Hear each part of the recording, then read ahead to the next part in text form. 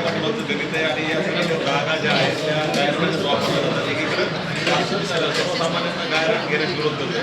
अशा लोकांना मात्र पायघड्या घालून गायरान दिली. नाही, याच्यामध्ये फार मोठं षडयंत्र आहे. मागासवर्गीयांनी म्हणजे अनुसूचित जाती जमाती आणि भ्रष्टमुक्त जमातीच्या लोकांनी बीड जिल्ह्यामध्ये मोठ्या प्रमाणामध्ये गायरान जमिनीवरती अतिक्रमण करून 1990च्या अगोदर अतिक्रमण करून कोणी 76ला केलं, कोणी 72ला केलं, कोणी 1978ला केलं. असे गायरानं बीड जिल्ह्यामध्ये संपूर्ण गायरानावरती जमिनीवरती ताबा घेण्याचं काम अनुसूचित जाती जमाती आणि भटक्याविमुक्तांनी केलं. आणि शासनाचा निर्णय होता 1991चा निर्णय होता की 90च्या पूर्वी ज्यांनी गायरान जमिनीवर अतिक्रमण केलेले आहे ते गायरान जमिनी ज्यांनी अतिक्रमण केले त्या कास्तकऱ्यांच्या नावानं अतिक्रमण शासनानं त्याच्या जिया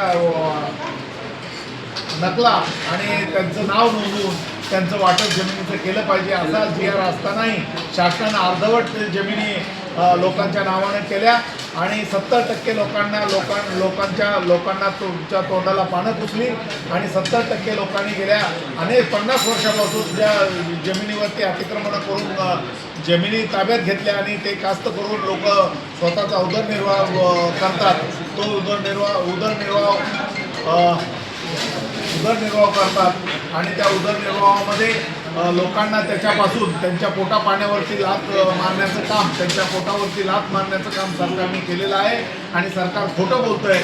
आणि सरकारने या ऊर्जा कंपन्या, ज्या सोलर कंपन्या बीड जिल्ह्यामध्ये पोचण्याचं काम केलेलं आहे. जे मागासवर्गीय त्यांच्या जमिनीवरती या सोलर कंपन्या आणून त्यांची भाडगिरी सुरू केलेली आहे. ऊर्जा कंपन्यांची किंवा सोलर कंपन्यांची भाडगिरी सुरू केलेली आहे. त्याच्यामध्ये राजकीय नेतेसुद्धा आहेत. माझं म्हणणं असं एवढंच आहे, राजकीय नेत्यांच्या आणि शासनाच्या आणि अधिकाऱ्यांच्या संगणमतानं ऊर्जा कंपन्या इथं आलेल्या आहेत, सोलर कंपन्या इथं आलेल्या आहेत. आणि आमचं म्हणणं आहे की आता 1990 पूर्वीच्या ज्यांच्या नोंदी आहेत त्यांच्या शेतावरती, त्यांच्या जमिनीवरती कसल्याही परिस्थितीमध्ये आम्ही सोलर कंपन्या उभा राहू देणार नाहीत. अशा पद्धतीचं आम्ही सर्वांनी संघटितपणे आता निर्णय घेतलेला आहे. सौर ऊर्जा प्रकल्प जिथे उभारले जात आहेत त्यामध्ये प्रामुख्याने कुठल्या ठिकाणी जास्त प्रमाण आहे ते? परभणी तालुक्यात आहे, माजलगाव तालुक्यात आहे, धारूर तालुक्यामध्ये आहे, आष्टी तालुक्यामध्ये मोठ्या प्रमाणामध्ये आहे, राटोदा तालुक्यामध्ये मोठ्या प्रमाणामध्ये आहे.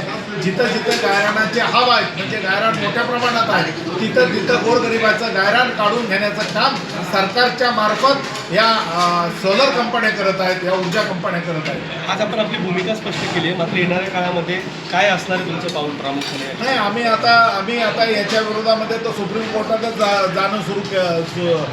जाणार आहोत. परंतु एक शासनाला इशारा आम्ही देऊ इच्छितोय की जर अशा पद्धतीनं गोरगरिबाच्या पोटावरती जर तुम्ही मारणार असाल तर शासनाच्या विरोधात आम्हाला भूमिका घ्यावी लागेल आणि शासनाच्या विरोधामध्ये जन आंदोलन उभं करावं लागेल. रमाई आवास योजनेअंतर्गत मोफत वाळू दिली जाते लाभार्थ्यांना.